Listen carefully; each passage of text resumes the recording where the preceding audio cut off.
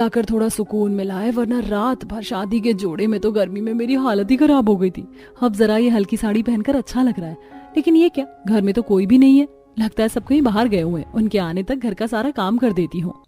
मेघा की शादी के बाद आज उसका ससुराल में पहला दिन था। सुबह उठते ही मेघा नहा धोकर सारे काम करने में लग जाती है। थोड़ी देर पहले ठंडे पानी से नहाई हुई मेघा पसीने से बिल्कुल तरबतर हो चुकी थी। क्या मुसीबत है, 10 मिनट पहले ही तो नहाई थी, झाड़ू लगाते लगाते ही पूरे पसीने में भीग गई। कितनी ज्यादा गर्मी पड़ रही है। आप गीले कपड़े में घर के काम क्यों कर रही हैं? गीले कपड़े नहीं है, पसीने से भीग चुके हैं। वैसे घर के बाकी सब लोग कहाँ हैं?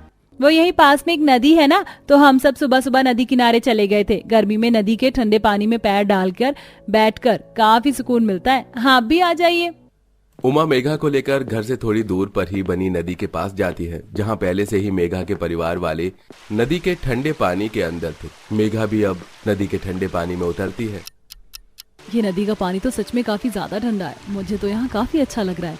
इसीलिए भाभी हम घर के काम खत्म करके कुछ घंटे के लिए नदी किनारे आ जाते हैं। अब गर्मी से बचने के लिए कुछ ना कुछ तो करना पड़ेगा ना।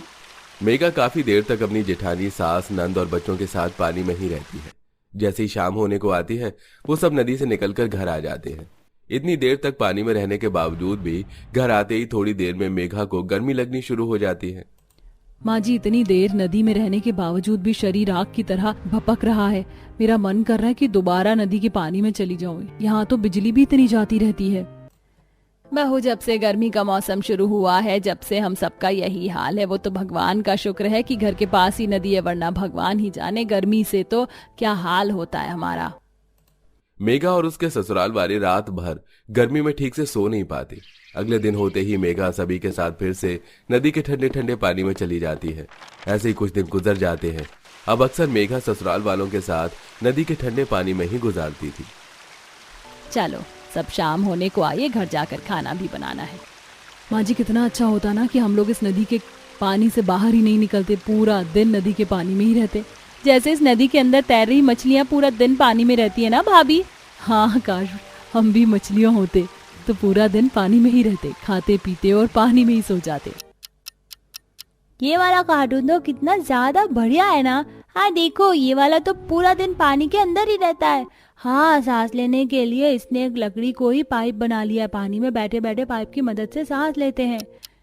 बच्चों, तुम कौन सा कार्टून देख रहे हो? चाची, हम ये वाला कार्टून देख रहे हैं। नया कार्टून आया, पता है? इसमें जितने भी कैरेक्टर है वो आधे से ज्यादा समय पानी के अंदर ही रहते हैं। मेघा जब बच्चों के हाथ से फोन लेकर वीडियो में उस कार्टून कैरेक्टर को पानी के अंदर बैठे और मुंह में एक बड़ा पतला सा बांस का पाइप लिए देखती है, तो उस कैरेक्टर के मुंह के अंदर और वही दूसरा हिस्सा पानी से बाहर होता है, जिसकी वजह से वो सांस ले रहा था। ये देख मेघा काफी हैरान होती है। ये देखिए, आजकल लोग किस तरह के कार्टून बना रहे हैं। इसमें ये पानी के अंदर बैठे बैठे सांस ले रहा है। भाभी, पहले के जमाने में लोग दुश्मनों से बचने के लिए इसी तरह पानी में रहते थे और इसी तरह सांस लेते थे। इस तरह के कार्टून तो मैंने बचपन में काफी देखे हैं। अगर ऐसा असल जिंदगी में हो पाया तो, मतलब अगर हम ये करें और पूरा दिन पानी में रहें तो। लेकिन मेघा, ये सब कार्टून में अच्छा लगता है, सर जिंदगी में नहीं। ये करना तो काफी मुश्किल होगा, और अगर कोई हादसा हो गया तो। इस नदी का पानी इतना ठंडा है कि यहाँ से निकलने का मन ही नहीं करता। आप खुद ही सोचिए, अगर हम पूरा दिन ठंडे पानी में रहेंगे तो कितना अच्छा लगेगा। जानती हूँ ये थोड़ा मुश्किल है, लेकिन हम कोशिश तो कर ही सकते हैं। बस हमें कुछ बांस की लकड़ियां चाहिए और सिर्फ कुछ दिनों की मेहनत। पूरे परिवार का ही गर्मी से बुरा हाल था।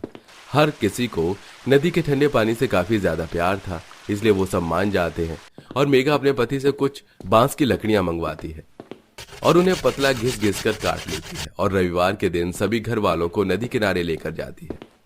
आप लोग ध्यान से ये वीडियो देखिए। जिस तरह ये कार्टून कैरेक्टर पानी के अंदर बैठकर इस बम्बू की मदद से सांस ले रहा है, ठीक उसी तरह आप लोगों को भी करना है। सभी उस वीडियो क्लिप को अच्छे से देखते हैं और पानी के अंदर उतरकर बैम्बू अपने मुंह में डाल पानी के अंदर बैठ जाते हैं और कुछ मिनट में हांफते हुए बाहर निकलते हैं। अरे थोड़ा मुश्किल तो है, लेकिन पानी के अंदर जाकर मजा तो बड़ा आया। मुझे तो लगा कि मैं 1 मिनट के अंदर ही बाहर आ जाऊंगा, लेकिन तकरीबन 5 मिनट रहा हूं पानी के अंदर। मेघा भी जहां अपने ससुराल वालों के साथ पानी के अंदर रहने के लिए प्रैक्टिस कर रही थी, तो वहीं मेघा को फोन में स्नॉर्केल मास्क की एक वीडियो दिखती है।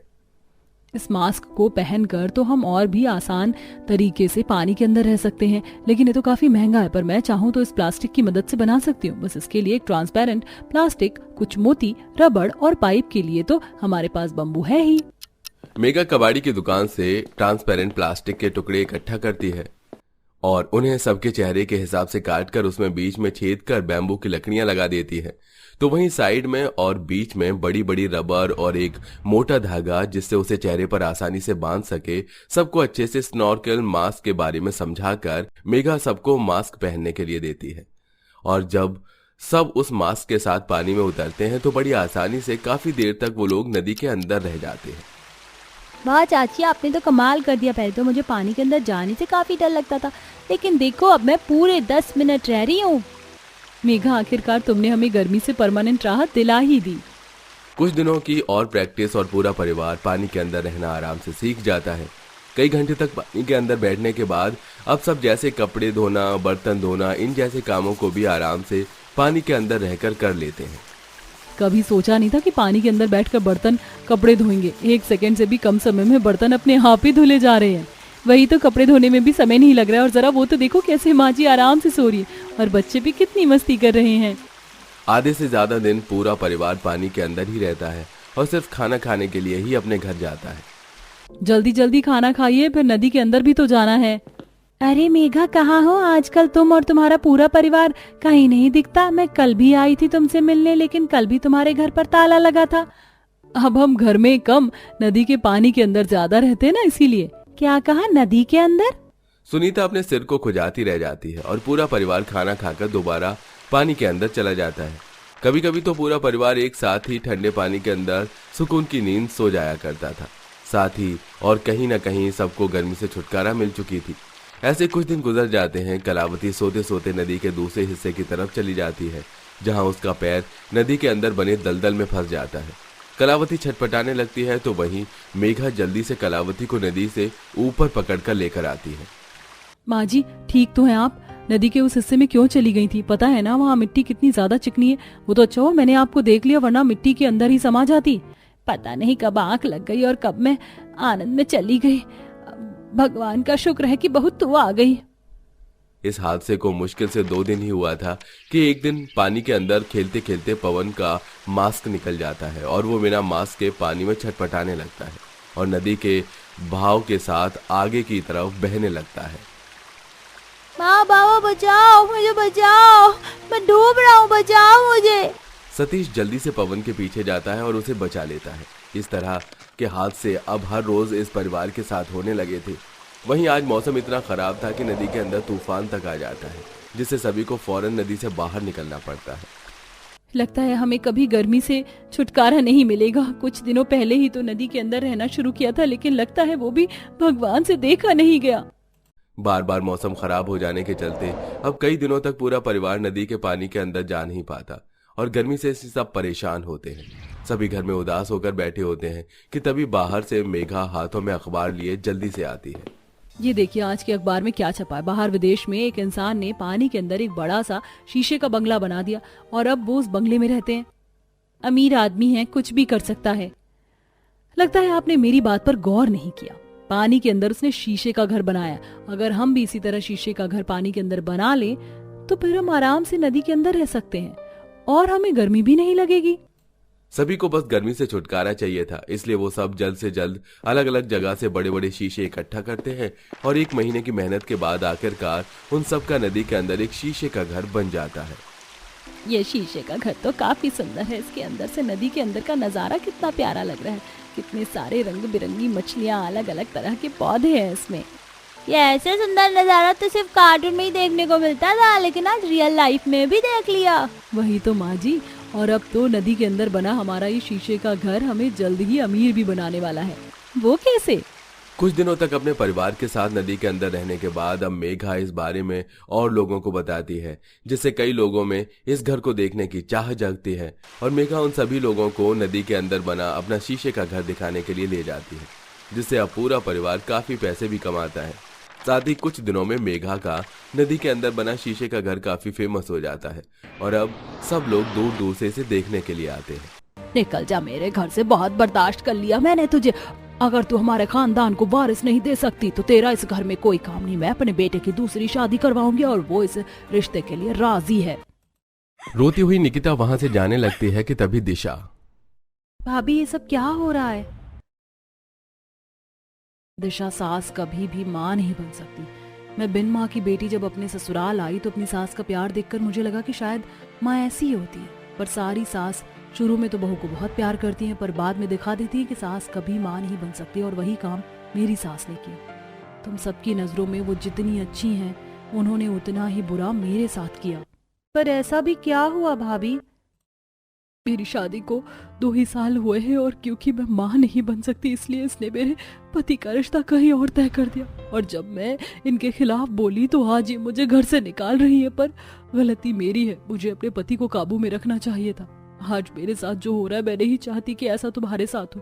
तुम भी बिन माँ की बेटी हो, ससुराल में जाकर अपनी सास के झूठे प्यार को देखकर अपनी सास को माँ मत समझ बैठना और अपने पति को अपने काबू में रखना। इतना बोलकर निकिता वहां से चली जाती है और यही सब सोचते हुए दिशा गर्मी में पसीने से लथपथ खाना बनाती है। कुछ देर में उसके पिता विनोद घर आते हैं। अरे मेरी बेटी को कितना पसीना आ रहा है। अगर आज तेरी माँ जिंदा होती तो मैं उससे ही खाना बनवाता। माफ करना बेटा, तेरा गरीब बाप तेरे लिए कूलर तक नहीं ला सकता। कोई बात नहीं पापा, आपने माँ बाप बनकर मुझे पाला, मेरे लिए वही बहुत है। इतना बोलकर दिशा खाना निकालती है और दोनों बाप बेटी साथ में खाना खाने लगते हैं। और खाते हुए विनोद अपनी बेटी से कहता है, मैं आज तक तो तेरे लिए कुछ नहीं कर सका, पर तेरे लिए एक बहुत बड़े घर से रिश्ता आया है। उनके घर में एसी लगा है। शादी के बाद मेरी बेटी एसी में बैठकर खाना खाएगी अपनी सास के हाथों से। विनोद की बातें सुनकर दिशा के चेहरे पर खुशी न आकर गम के बादल छा जाते हैं। इसी तरह कुछ दिन बीत जाते हैं और एक दिन। कितने दिन हो गए, मायके की याद नहीं आती शादी के बाद? शादी के बाद कोई मायका नहीं भूल सकता, उल्टा मायके की और याद आती है। पर मेरी बुढ़िया सास मुझे आने ही नहीं देती है। ऐसे क्यों बोल रही हो? सास भी तो माँ जैसी होती है।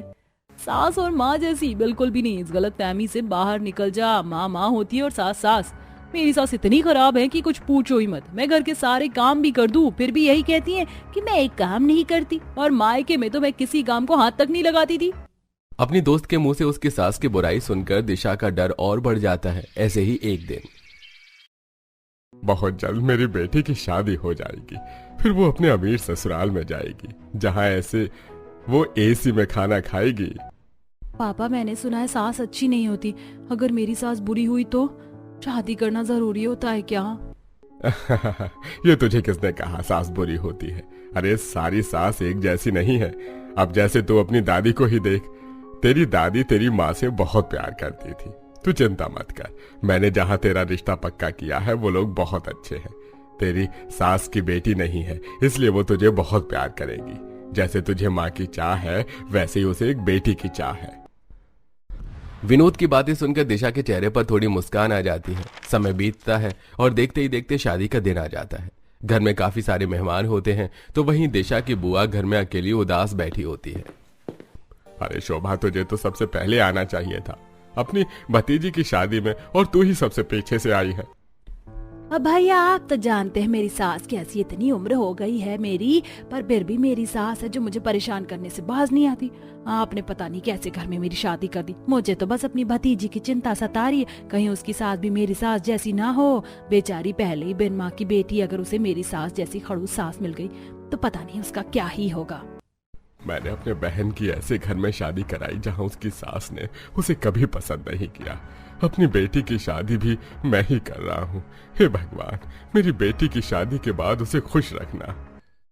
आज शादी का दिन था, इसलिए विनोद कुछ नहीं कर सकता था। कुछ देर में दिशा शादी करके अपने ससुराल जाती है और अगली सुबह।